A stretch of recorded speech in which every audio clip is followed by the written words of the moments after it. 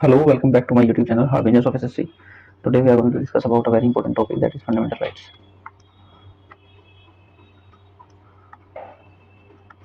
Fundamental rights, ठीक है। तो ये कहाँ लिखे हुए हैं फंडामेंटल राइट्स? पार्ट 3 में है of Indian constitution and from article number 12 to 35, correct.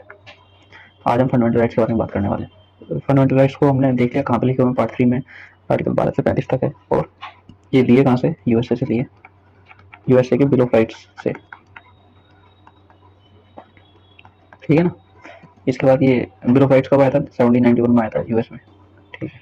इसके बाद एक चीज और है कि fundamental rights are called the Magna Carta of India. Magna Carta of India मतलब क्या इस बात का? इसका बात का मतलब ये है कि एक मैग्ना कार्टा साइन हुआ था, साल था 1215 का, जगह थी इंग्लैंड, वहाँ का राजा था किंग जॉन। किंग जॉन ने बैरन्स को कुछ राइट्स दिए थे। बैरन्स क्या होते थे? वहाँ के अमीर लोग, अमीर नोबल्स, बैरन्स। बैरन्स ने एक चार्टर साइन कराया था। बॉडी चार्टर, चार्टर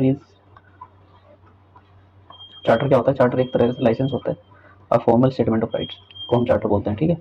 बैरन्स के लिए किंग जॉन ने एक साइन किया था चार्टर कि अब तुम्हारे कुछ राइट्स होंगे, जैसे कि रूल ऑफ लॉ होगा, nobody will be above the law, right to free trial होगा, प्रोटेक्शन ऑफ आर्बिट्री टैक्सेशन होगा और राइट टू प्रॉपर्टी भी होगा। ऐसे कुछ राइट्स थे। तो इसी तरीके से कुछ राइट्स इंडिया में भी दिए गए हैं सिटीजन को अगेंस्ट द गवर्नमेंट और अगेंस्ट द स्टेट, ठीक है। तो इसलिए इसको मैग्ना कार्टा ऑफ इंडिया बोलते हैं। तो ये 1215 में ही आ गया था इंग्लैंड में। हमने फिर यहाँ से क्यों लिया 1791 से? 1791 के बिल ऑफ राइट्स से क्यों लिया? क्योंकि ये बिल ऑफ राइट्स है ना, ये it gives rights to every citizen, और यहाँ पे सिर्फ नोबल्स को देता था ये राइट, करेक्ट। तो इसलिए हमने भी सब अपने जो फंडामेंटल राइट्स है ये हर एक नागरिक को दिए हुए, ठीक है। इसके बाद कुछ फीचर्स बता देता हूँ तो फंडामेंटल राइट्स के, जैसे कि they are not absolute, they are not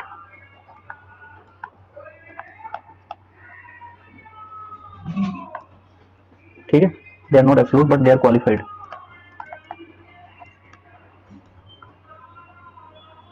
correct.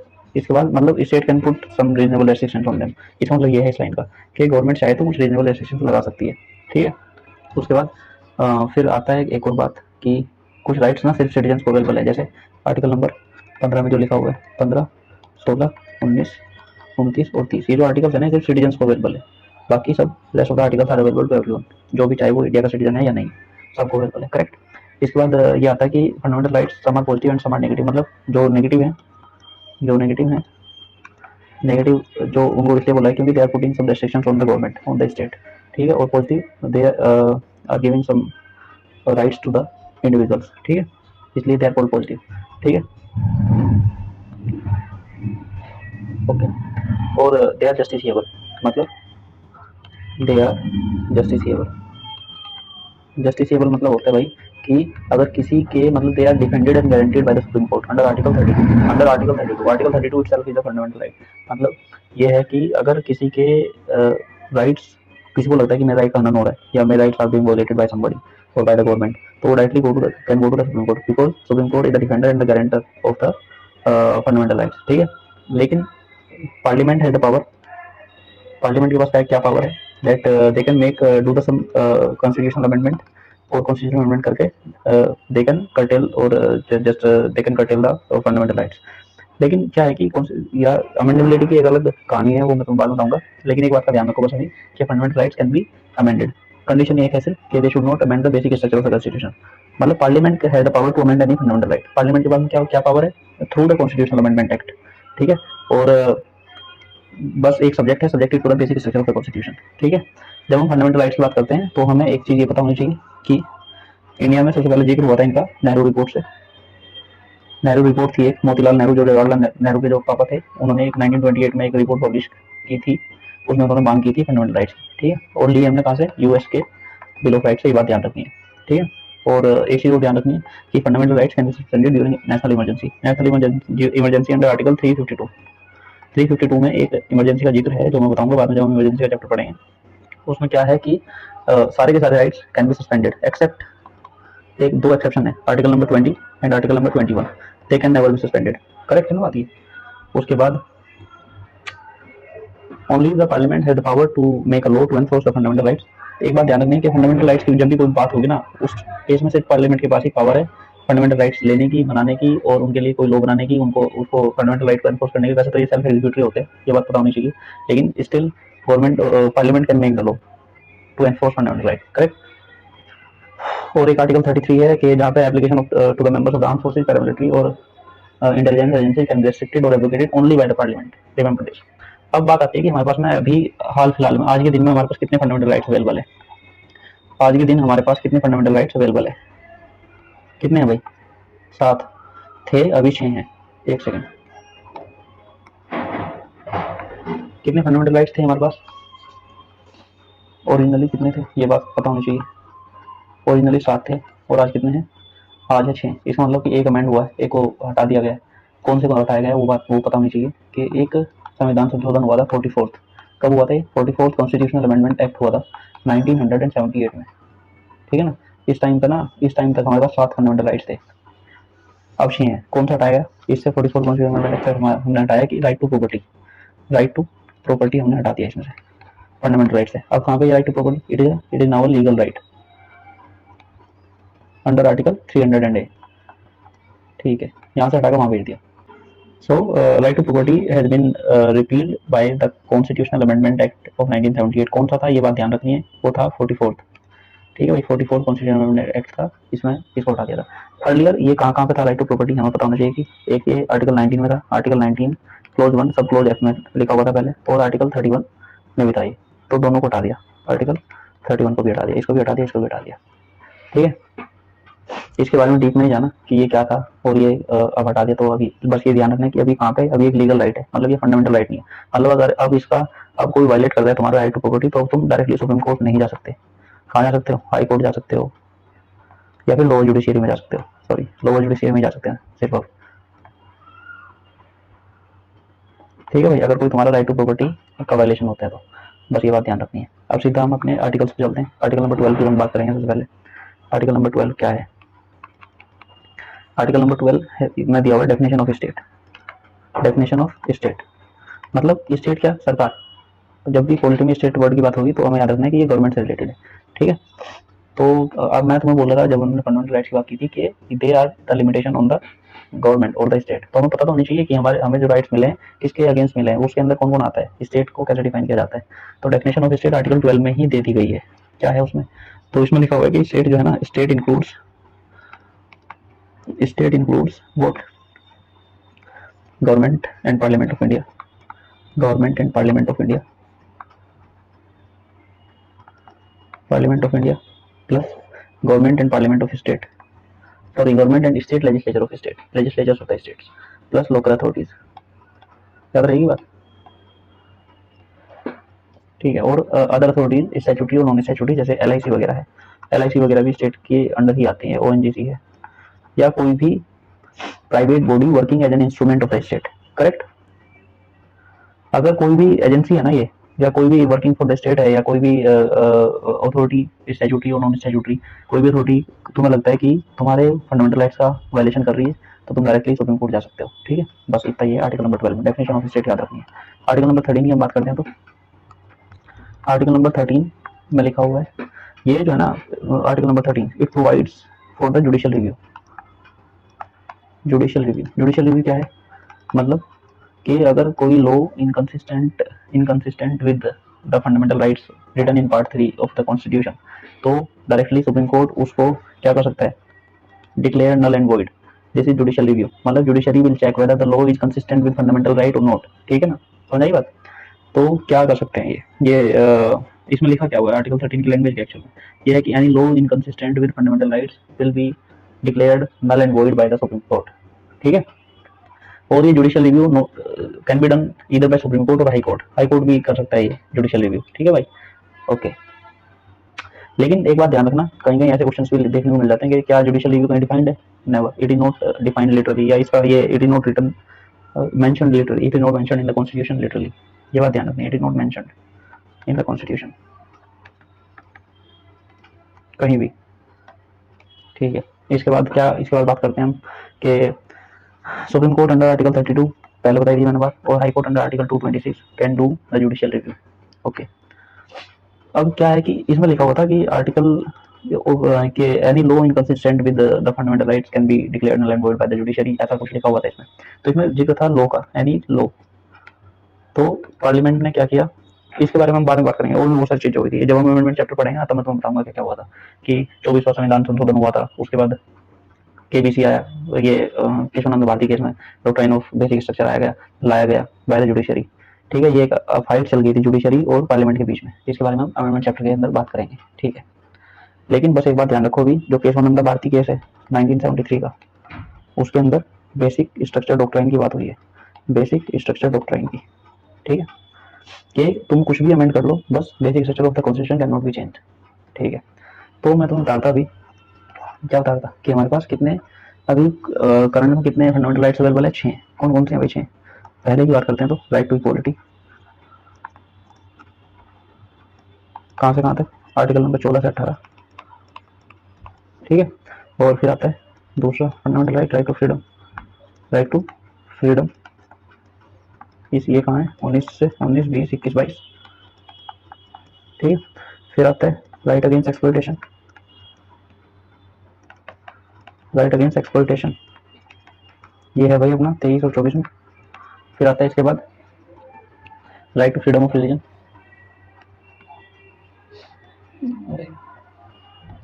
Right to freedom of religion,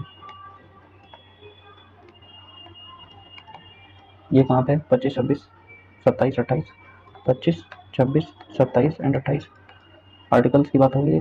फिर आता है पांचवा फंडामेंटल राइट कौन सा है हमारे पास, cultural and educational right, cultural and educational right, ये कहाँ पे भाई, ये है 29 और 30 में। इसके बाद आता है right to constitutional remedies, 6th one is right to constitutional remedies, ये लिखा हुआ है भाई आर्टिकल नंबर 32 में। This is called the heart and the soul of the Indian constitution, ये मोस्ट इंपोर्टेंट आर्टिकल है। मतलब यही अधिकार देता है कि अगर तुम्हारा ये जो 5 ऊपर वाले जो आर्टिकल्स है ना, ये जो 5 ऊपर वाले जो राइट्स हैं, अगर इनका कोई वायलेशन होता है तो यही आर्टिकल अधिकार देता है कि तुम डायरेक्टली सुप्रीम कोर्ट जा सकते हो। यही है वो आर्टिकल। तो आज हम शुरू करेंगे राइट टू इक्वालिटी से। आज हम राइट टू इक्वालिटी खत्म करने की कोशिश करते हैं। ठीक है, राइट टू इक्वालिटी हेडिंग डाल लेते हैं, कहाँ से कहाँ तक, 14 से 18 तक है right to equality.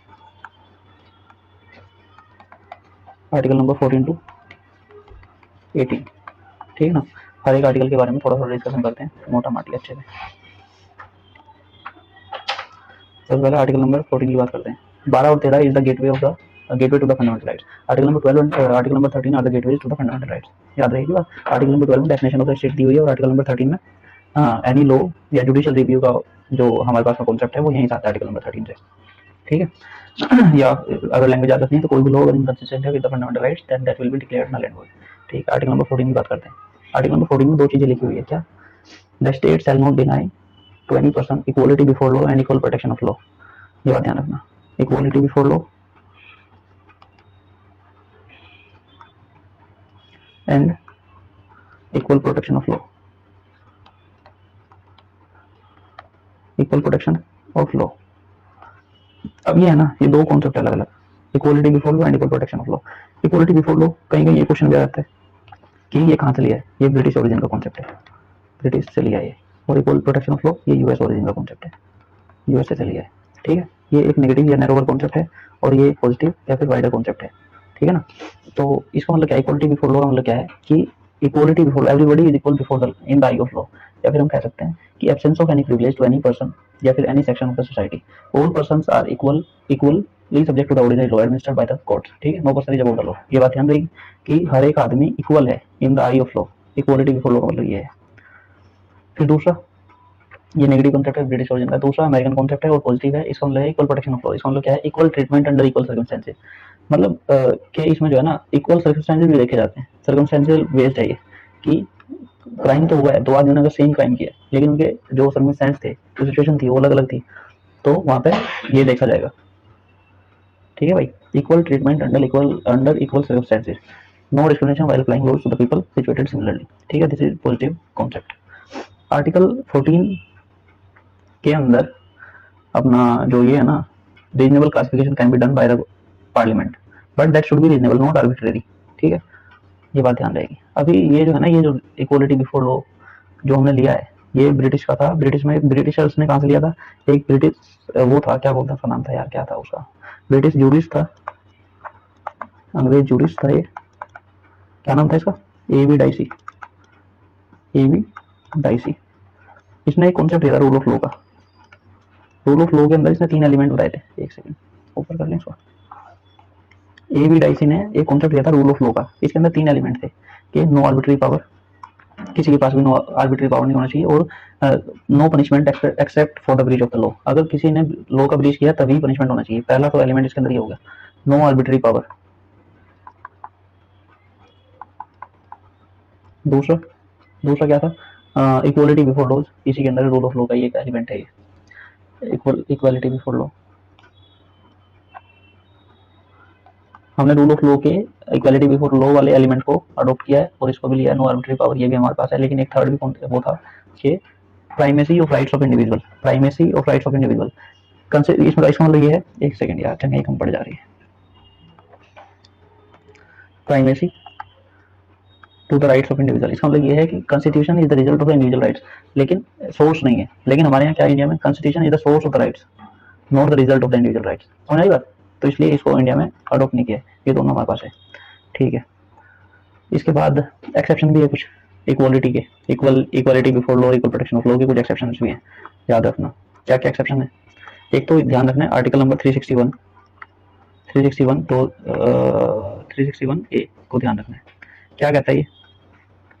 Freedom from the civil criminal proceeding from the publication in newspaper या टीवी या रेडियो, ठीक है। लोकसभा या राज्यसभा की कोई प्रोसीडिंग्स अगर टीवी पे चलाई है तो उसके खिलाफ कोई भी क्रिमिनल या सिविल प्रोसीडिंग नहीं की जा सकती, ठीक है। पहला एक्सेप्शन, लोकसभा या राज्यसभा, लोकसभा या राज्यसभा या फिर स्टेट असेंबलीज की किसी भी प्रोसीडिंग के अगेंस्ट कोई भी क्रिमिनल या फिर सिविल प्रोसीडिंग स्टार्ट नहीं की जा सकती, ठीक है, याद रहेगी बात। दूसरा article 361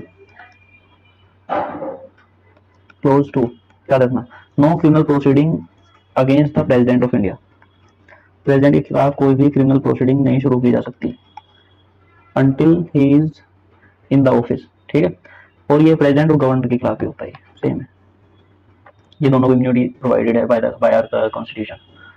president and governor of India enjoys immunity is like this, कि कोई भी क्रिमिनल प्रोसीडिंग स्टार्ट नहीं की जा सकती until he is in his office, ठीक है। कौन कौन? प्रेसिडेंट और गवर्नर। कहाँ लिखा हुआ है? आर्टिकल 361 क्लोज 2 में लिखा हुआ है।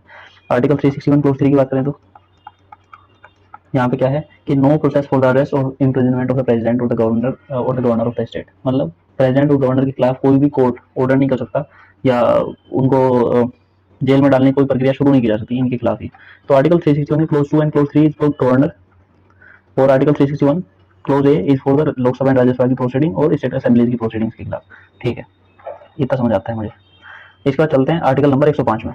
एक और है इसका एक्सेप्शन नहीं है, ये राइट टू इक्वालिटी का।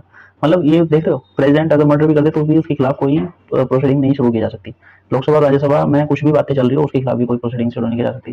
प्रेसिडेंट गवर्नर के खिलाफ कोई अरेस्ट वारंट नहीं इशू कर सकता।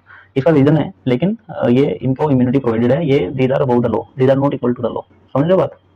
ये एक्सेप्शन है राइट टू इक्वालिटी का। दूसरा एक और आर्टिकल याद रखना, आर्टिकल नंबर 105। 105 में क्या लिखा हुआ है? नो प्रोसीडिंग्स अगेंस्ट एमपीज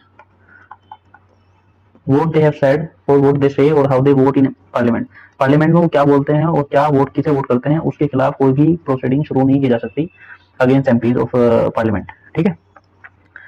याद रहेगी बात। फिर एक और आर्टिकल है, आर्टिकल 194। जैसे एमपीज को ऐसे ही एमएलए को, एमएलए स्टेट लेजिस्लेटिव असेंबली में क्या बोलते हैं, किसको वोट करते हैं, उसके खिलाफ कोई भी प्रोसीडिंग नहीं हो सकती। आर्टिकल 194 कहता है ये बात। तीसरा एक और है आर्टिकल बहुत important, article 31C। Article 31C क्या कहता है? आर्टिकल 31C कहता है laws made to give effect to the certain DPSP. अगर किसी डीपीएस कुछ certain DPSP like 39A 39B and 39C, ये दो डीपीएसपी ध्यान रखना, 39B and 39C, 39B and 39C के कोई भी law made to give effect to these DPSP 39B and 39C can not be challenged for the being the violative of article 14, ठीक है ना। ऐसा कहा जाता है कि when 39A B and 39C comes in article 14 goes out, ठीक है भाई। 31C में लिखा हुआ है, ठीक है। और ये 39B और 39C हम डीपीएस में पढ़ेंगे, अभी बता देता हूँ थोड़ा थोड़ा कि ये 39B बात करता है codable distribution of material resources for of the community for the common good. Common good के लिए अगर हम डिस्ट्रीब्यूशन ऑफ मटेरियल रिसोर्स करते हैं तो वो किया जा सकता है, वहाँ पे ये नहीं आएगा कि हाय हाय हाय ये कैसा हो गया, तो इक्वालिटी अगेंस्ट जा रहा है। Prevention of the concentration of the wealth and the means of production, ये आता है आर्टिकल 39C में लिखा हुआ है कि state can make some rules for the prevention of the concentration of wealth and the means of production, की कोई भी लॉ ऐसा पास कर सकती है स्टेट 39C का हवाला देके। ठीक है, और किस किस को इम्यूनिटी प्रोवाइडेड है जो अपने आर्टिकल 14 का एक्सेप्शन होगा, वो है भाई foreign rulers, foreign ambassadors, diplomats have the immunity from the criminal and civil proceedings in India, और यूएन की जितनी भी एजेंसीज है, याद रहेगी बात, लिख देता हूँ। फॉरेन डिप्लोमेट्स और यूएन एंड इट्स एजेंसीज, इनके अगेंस्ट कोई भी, they have the diplomatic immunity, ये बात ध्यान रखना, इनके अगेंस्ट कोई भी प्रक्रिया शुरू नहीं करनी किसी भी तरह की।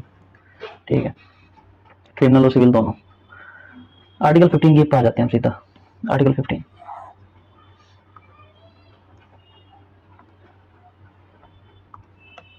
आर्टिकल 15 क्या कहता है? ये कहता है prohibition of discrimination, prohibition of discrimination मतलब कि state shall not discriminate against any citizen. क्या ग्राउंड है, किस ग्राउंड पर नहीं डिस्क्रिमिनेट कर सकता स्टेट, भेदभाव नहीं कर सकता, किस ग्राउंड पर? ग्राउंड्स क्या है? ग्राउंड्स मेंशन है क्लियरली, कोई वेग ग्राउंड्स नहीं है, 5 ग्राउंड्स मेंशन है, कौन कौन से बता देता हूँ। रिलीजन के बेस पे किसी को डिस्क्रिमिनेट नहीं किया जाएगा, रेस, रिलीजन, रेस, कास्ट,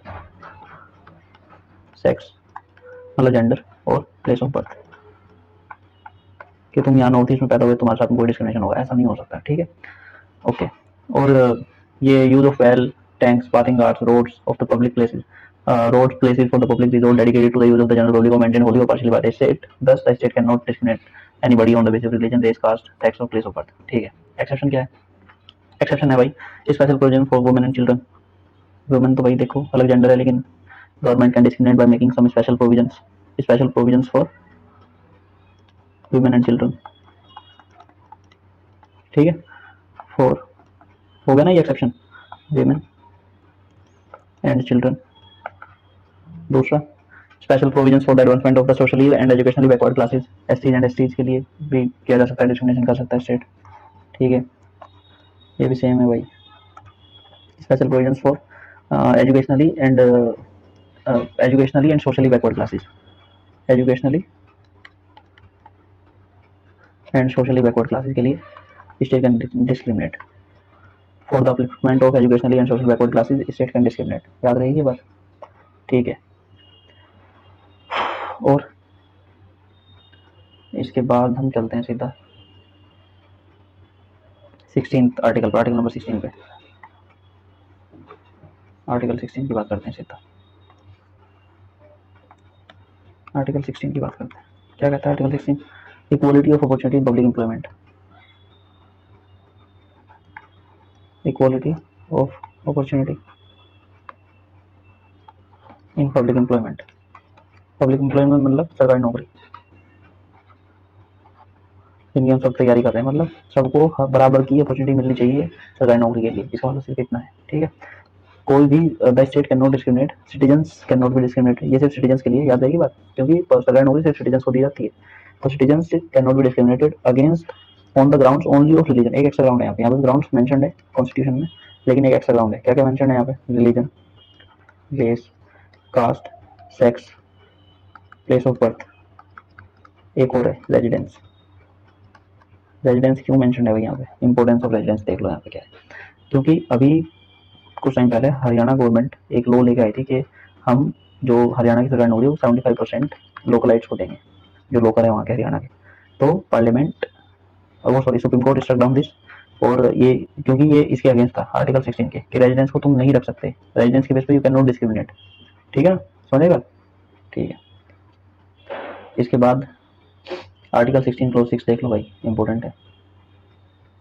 क्या लिखा हुआ है? State can make special provision for the reservation of the appointment for the reservation of the appointments of the post in favour of the economically weaker section of the citizens.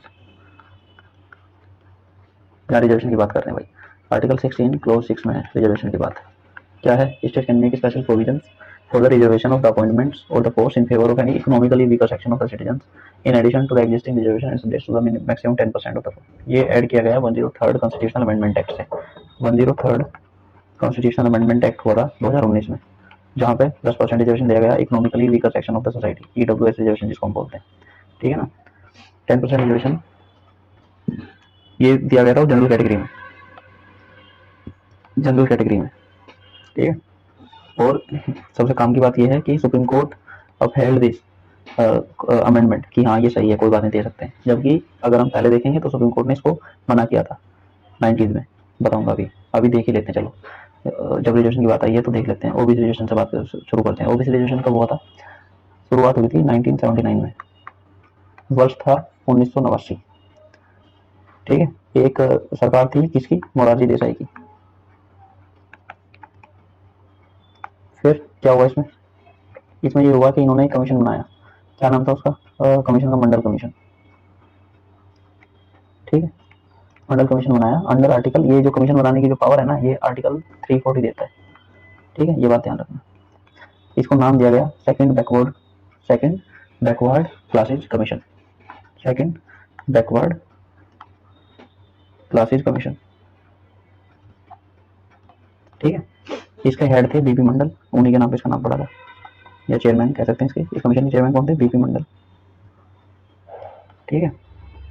इसका क्या हुआ, इन्होंने 1980 में, वर्ष आया, समय का पहिया आगे चला, साल आया 1980 का, इन्होंने अपनी रिपोर्ट दी कि जो टोटल पॉपुलेशन का 52% of the total population is educationally and socially backward, ठीक है भाई। इतनी बड़ी पॉपुलेशन हमारी क्या है? Educationally and socially backward.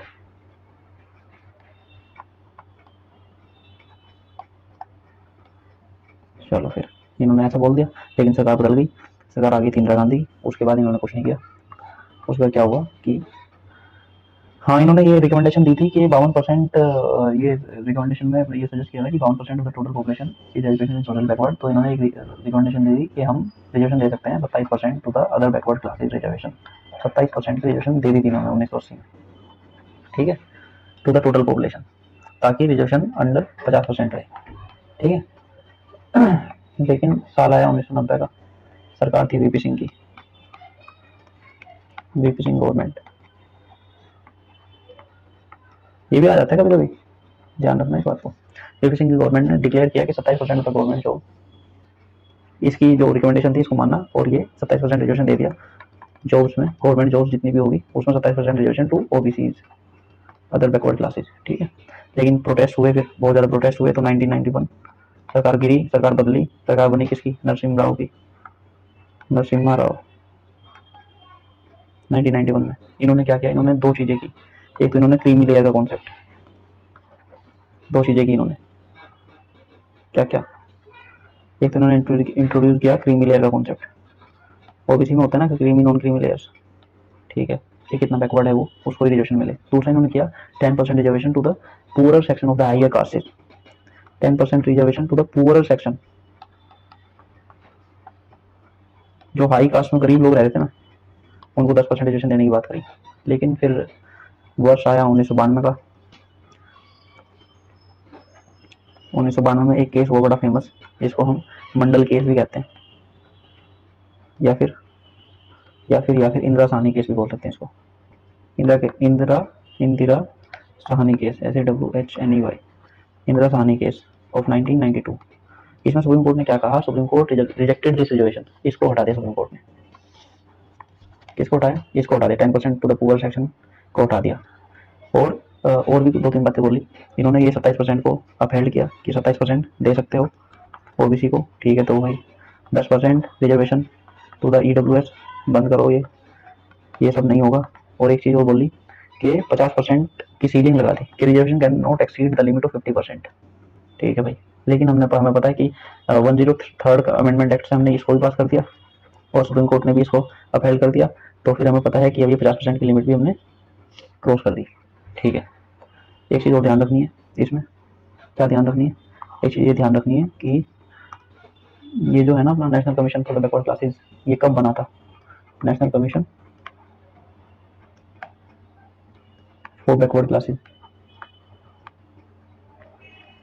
ये 1993 में बना था, 1993 में बना था, ठीक है।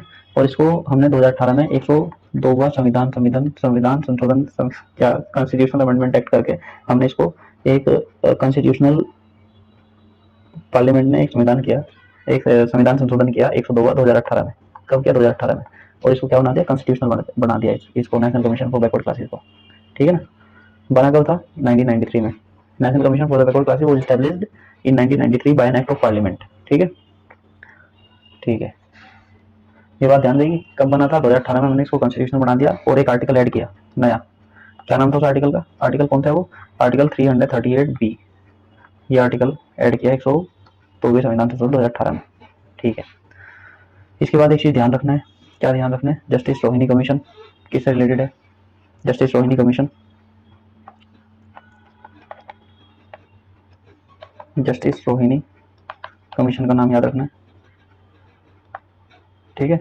It was made in establish in 2017 में बनाया गया था इसको, to examine the issues related to the sub categorization of OBC, OBC का further sub categorization, creamy non creamy के बाद भी ओबीसी के कैटेगराइजेशन के लिए बना था। बस इतना ही ध्यान रखना, ज्यादा ध्यान रखना इसमें, ओबीसी का सब कैटेगराइजेशन के लिए, ठीक है। इसका मतलब फिर उन्होंने अपनी रिकमेंडेशन दी, क्या क्या दी उन्होंने वो बिल्कुल ध्यान रखना जरूरी, लेकिन हल्का फुल्का अगर तुम्हें रखा है तो इन्होंने डिवाइड किया था extremely backward classes, more backward classes या backward classes, group A, group B, group C में डिवाइड किया था ओबीसी को, ठीक है। बिल्कुल इंपॉर्टेंट, याद मत रखना, बस इतना ध्यान रह जाए। जस्टिस रोहिणी कमीशन कब बना? 2017 में, established in 2017 for the sub categorization of OBC, ठीक है। और फिर अब अपने आर्टिकल पे चलते हैं, आर्टिकल नंबर 17 पे।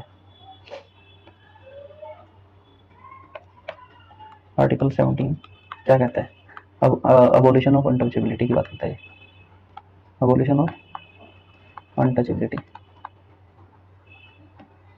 मतलब कि किसी भी तरह की untouchability is a criminal offence, ये बोलता है, ठीक है। और एक बात ध्यान रखनी है कि अनटचेबिलिटी कहीं भी डिफाइंड नहीं है, नो वेयर डिफाइंड,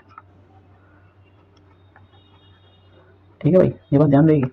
फिर गवर्नमेंट ऑफ इंडिया एक एक्ट लेके आई, कब? 1955 में, इसको एनफोर्स करने के लिए, इस पर्टिकुलर आर्टिकल को एनफोर्स करने के लिए वेलफेयर सेल खुद से ये एग्जीक्यूटिव होते हैं, खुद ही बन जाते हैं। इनको अगर कोई अनटचेबिलिटी करेगा, अनटचेबिलिटी का प्रैक्टिस करेगा तो फिर उसको डायरेक्टली हम सुप्रीम कोर्ट जा सकते हैं। लेकिन क्या हुआ 1955 में parliament of India vote an act जिसका नाम था untouchability offence act, untouchability offence act of 1955, ठीक है, बताते हैं, ठीक है। Untouchability act offence act of 1955, इसमें कुछ प्रावधान किए गए कि 500 रुपये की जुर्माना, 6 महीने की जेल, ऐसा हो जाएगा अगर कोई इसको प्रैक्टिस करेगा, किसको अनटचेबिलिटी को प्रैक्टिस करेगा तो। अब इसका नाम चेंज कर दिया हमने, इसको नाम चेंज कर दिया कि अनटचेबिलिटी ऑफेंस एक्ट अच्छा नहीं लगता, इसका नाम चेंज करो। इसका नाम रखा हमने क्या? हमने मतलब पार्लियामेंट में protection of civil rights act, ठीक है, 1955, ये बात ध्यान रहेगी। इसी का नाम चेंज किया, नामकरण किया, ठीक है। टचेबिलिटी कहीं डिफाइंड नहीं है, ये बात ध्यान रखना। एक इस अनटचेबिलिटी कहीं डिफाइंड नहीं है ना, तो इससे रिलेटेड एक मैसूर हाई कोर्ट का एक वो है, रूलिंग है। क्या कहा था उन्होंने कि untouchability in article 17 does not mean untouchability literally मतलब और means the practice of untouchability as it developed historically in our country. मत करो यार, बिल्कुल इंपॉर्टेंट नहीं है, ठीक है। इसके बाद आ जाता है अपना, हाँ एक चीज़ पर ध्यान रखना कि ये जो आर्टिकल 17 है ना, अनटचेबिलिटी ये जो है ना स्टेट नहीं करता, अनटचेबिलिटी लोग करते हैं, लोग करते हैं। तो it is against the private individual, against the private individual,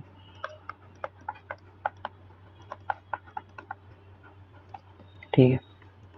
इसके बाद आर्टिकल 18 की बात कर लेते हैं, एबोलिशन ऑफ टाइटल्स की बात करते हैं आर्टिकल 18 में। आर्टिकल 18 किसकी बात करता है? ये एबोलिशन ऑफ टाइटल्स, ठीक है। मतलब कोई भी टाइटल्स, जैसे जो हेरेडिटरी टाइटल होते हैं जैसे राजा महाराजा, ऐसे टाइटल्स नाम किसी को दे सकते हैं, नाम किससे ले सकते हैं, बस ये ध्यान रखना है इसमें। राजा महाराजा जैसे टाइटल को हमारा संविधान इजाजत नहीं देता, ठीक है। मतलब state will not recognize these titles any more, ठीक है। तो और क्या है इसमें, और इसमें क्या है, और इसमें ये है भाई, state will not hand out any such title, citizens will not receive any such titles, ठीक है। Foreigners working under state shall not receive this kind of titles without the consent of the president, ठीक है। Reason क्या है, we don't believe in the feudal mentality anymore, we believe in the, हम किस बारे में बिलीव नहीं करते, फ्यूडल मेंटेलिटी। ये फ्यूडल मेंटेलिटी है ना, राजा महाराजा, वी बिलीव इन इक्वालिटी, हर वो इक्वल है, राजा भी इक्वल है, महाराजा भी इक्वल है ही नहीं कोई ऐसी चीज, ठीक है, therefore no titles, okay, these titles may exist informally but the state will not recognize। ये हम जैसे राजस्थान में बहुत सारे राजा महाराजा आज तक चले आ रहे हैं, अभी भी उनकी 17वीं 18वीं पुश्त चलती है, लेकिन हम इनको constitution will not recognize them, बस इतना ही है, ठीक है, बाकी हम कल पढ़ेंगे, थैंक यू।